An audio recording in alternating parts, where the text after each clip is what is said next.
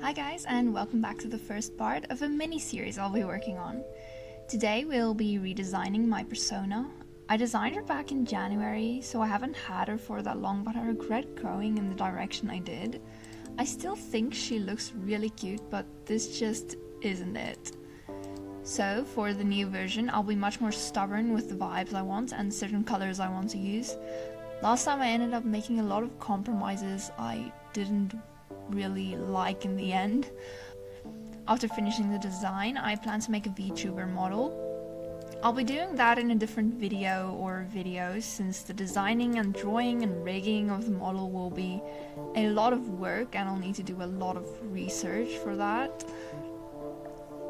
Just a quick note, I will be making a VTuber model, but I don't really plan on streaming, or at least not anytime soon.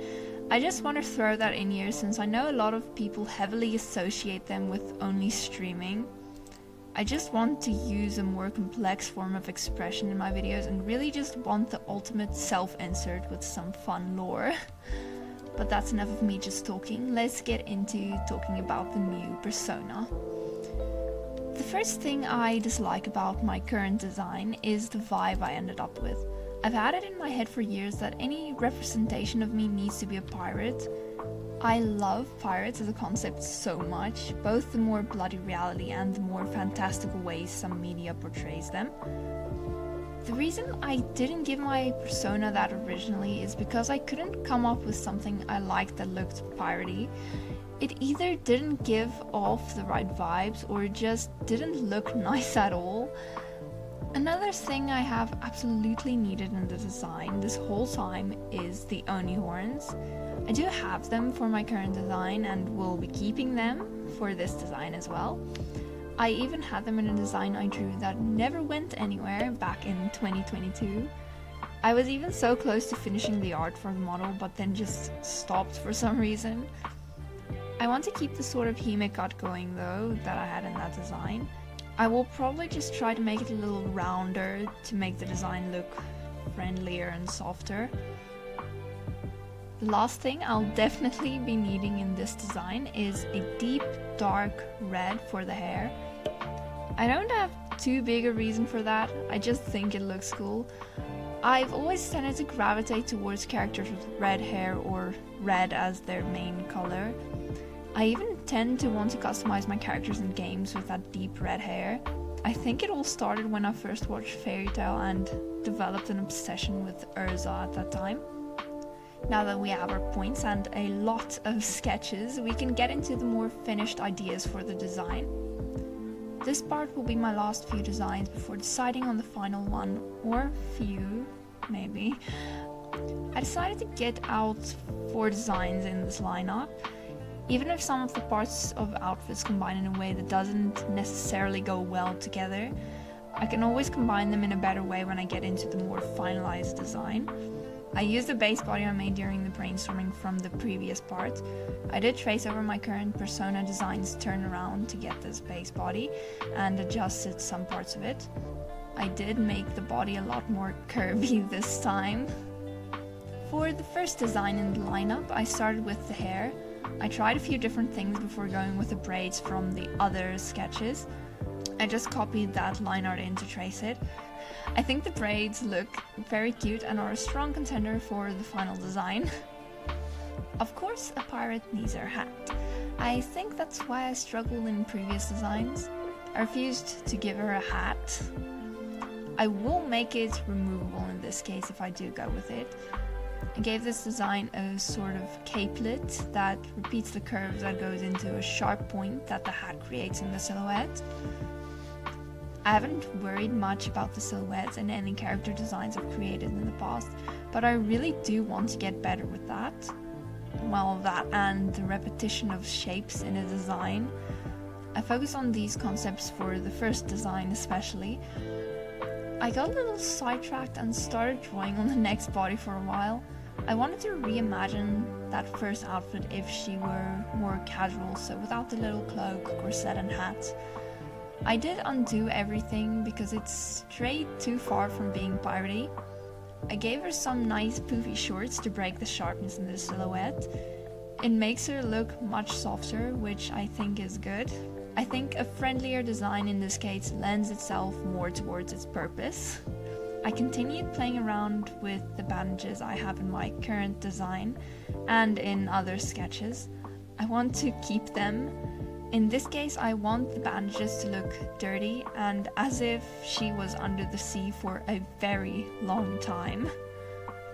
To show off the passage of time, the bandages will probably be stained and have underwater plants caught under it.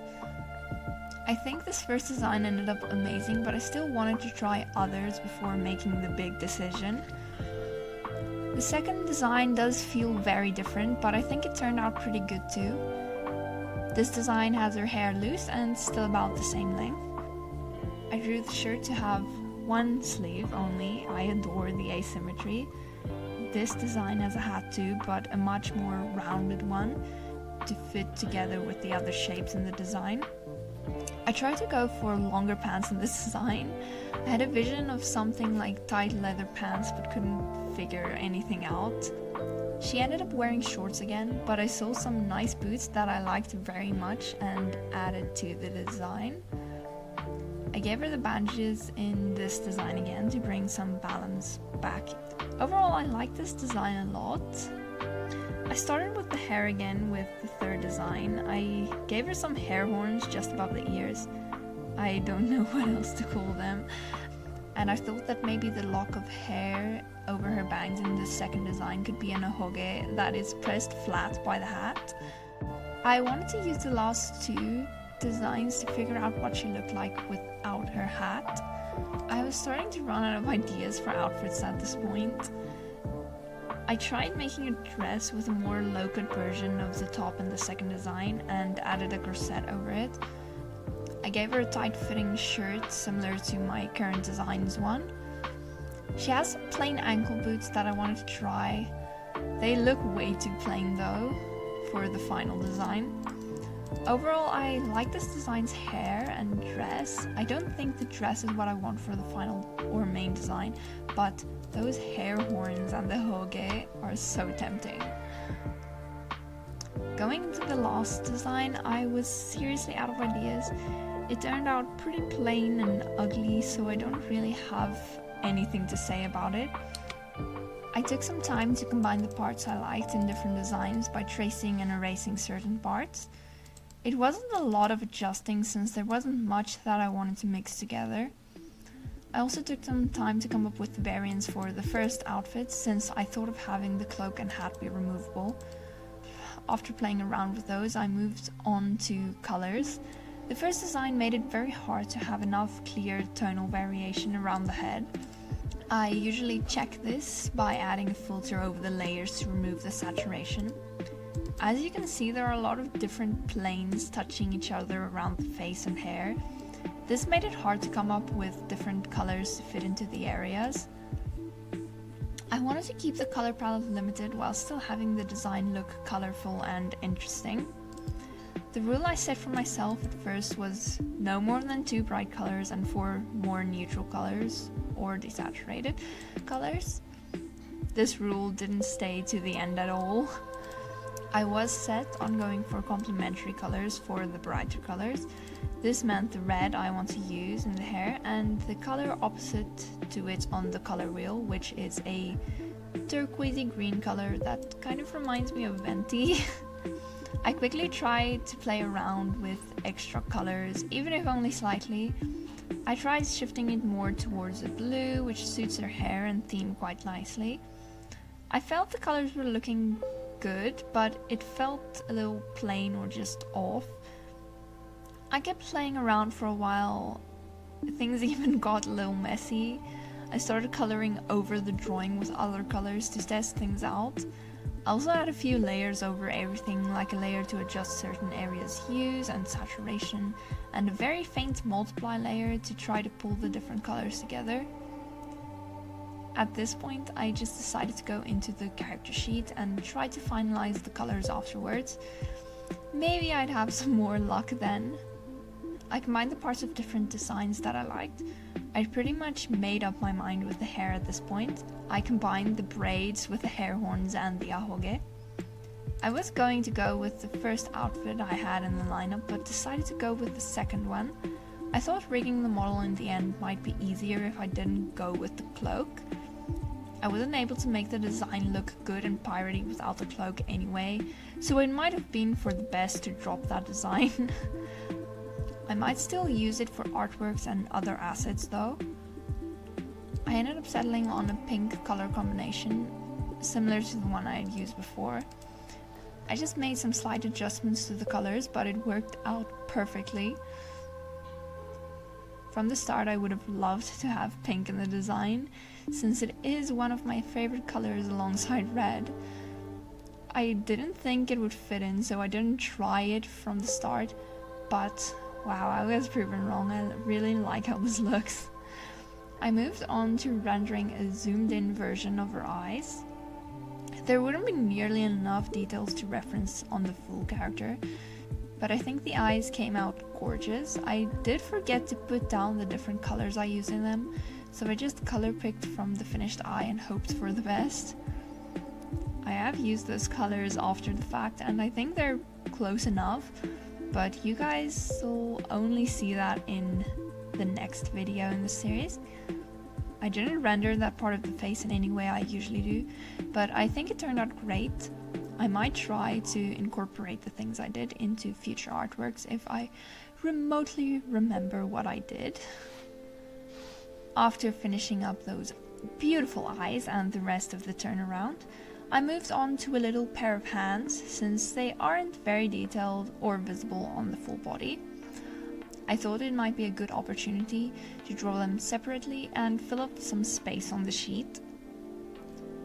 I gave her a bunch of rings and some nice long nails. Her nails are pretty simple, just a gradient of red and pink that were used in her design. For the rings, I used the color of her bandages at first, but shifted the hue a little farther from green to get a more silver look, and of course, one of the rings is a tentacle to reference the Kraken. I always get a little confused figuring out which hand belongs to which arm. I had to carefully sit and use my own hands and positioning to figure out which side the bandages and which side the sheer sleeve would be. I'm not very good at that. To finish things off, I added in the color palette and a little treasure line doodle to give it some personality. I think this character sheet turned out really good. It's a fun display of the different parts of the design. I can't wait into working on the branding, artworks and model. Before I show you guys the result, I just want to pop in to remind you to like the video, which I assume you did if you made it this far, and subscribe if you would like to see more from me.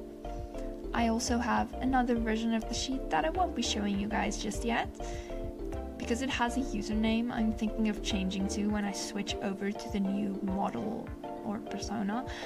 Thanks so much for sticking around to the end. I hope to see you again next time. Bye bye!